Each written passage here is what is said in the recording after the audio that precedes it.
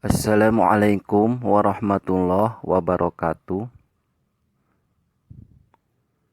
Ilmu mabade tajwid sareng makhorijul huruf. Hiji tajwid. Ari hartosna tajwid eta aya 2. Hiji tajwid ceuk lugot nyaeta at-tahsin. Hartosna kadar-kadar ngaluskeun. Lugot kadua nyaeta al-ityanu bil jaidi. Hartosna ngadatangkeun kalawan alus. Tajwid ceuk istilah eta aya 2. Istilah kahiji nyaeta al-ittifaqu ta'ifatun makhsusatun alal amri makhsusoh.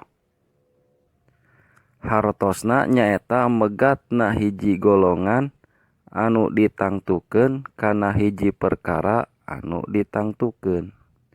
Istilah kadua nyaeta i'ta'ul hurufi haqqoha wa mustahaqqoha. Hartosna nyaeta mikeun pirang-pirang huruf, hakna huruf sareng mustahakna huruf. Ari maksadna hakna huruf nyaeta sifatun lazimatun. Hartosna sifat nu tumetep dina hiji huruf. Ari maksadna mustahakna huruf nyaeta sifatun ghairo lazimatin. Hartosna sifat anu teu tumetep dina hiji huruf. Maudhu'na tajwid atau tempatna tajwid nyaeta Al-Qur'an sareng Al-Hadis.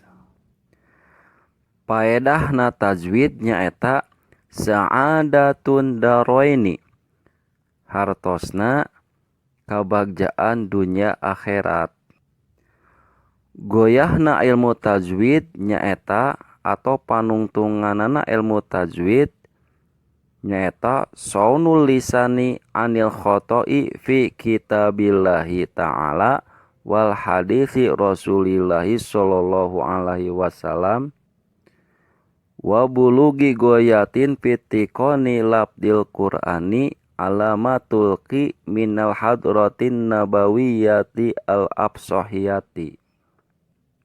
Hartosna nyaeta ngaraksa letah tina kasalahan dina ngaos Quran sareng hadis Rasulullah sallallahu alaihi wasallam sareng nganepikeun kana panungtungan dina nganyatakeun lapad Al-Qur'an netepan kana perkara nu katinggal dipayuneun Kangjeng Nabi nu bangsa pasehat. Hukumna ilmu tajwid nalika ngaos Quran eta fardu ain. Hartosna fardu ain nyaeta ma idza fa'alal ba'du lam yasqutil haraju anil baqi. Hartosna nyaeta di mana-mana dipidamel ku sawarehna maka teu gugur dosa nu sanesna. Hukumna ngajar ilmu tajwid nyaeta fardu kifayah. Hartosna fardu kifayah nyaeta ma idza fa'alal ba'du yasqutul haraju anil baqi. Hartosna nyaeta di mana-mana dipidamel ku sawarehna maka gugur dosa nu sanesna. 2. Ilmu mabade makhraj. Hartosna makhraj eta aya 2. Hiji ceuk lugot, 2 ceuk istilah. Ceuk lugot nyaeta ismun lima halil khuruji. Hartosna ngaran tempat kaluar. Makhraj ceuk istilah nyaeta ismun lima halil khurujil harfi. Hartosna nyaeta tempat keluar pirang-pirang huruf.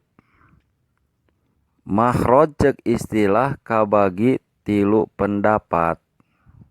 Hiji pendapat Imam Khalil, 2 pendapat Imam Sibaweh, 3 pendapat Imam Paro. Pendapat Imam Khalil nyaeta makhraj huruf teh aya 17. Ari elatna eta aya 17. Nyaeta ngasupkeun kana makhraj jaub. Teras ngajadikeun makhraj lam nun ro dibedakeun dina makhrajna. 2 pendapat Imam Sibaweh nyaeta makhorijul huruf teh aya 16. Ari elatna aya 16. Nyaeta teu ngasupkeun kana makhraj jaub. Ngajadikeun makhraj lam nun ro dibedakeun dina makhrajna. 3 pendapat Imam Paro nyaeta makhorijul huruf teh aya 14. Elatna aya 14 nyaeta ngasupkeun kana makhraj jaub. Teras ngajadikeun makhraj lam nun ro dina samakhraj. Tah eta panginten ilmu mabade tajwid sareng makhraj. Wassalamualaikum warahmatullahi wabarakatuh.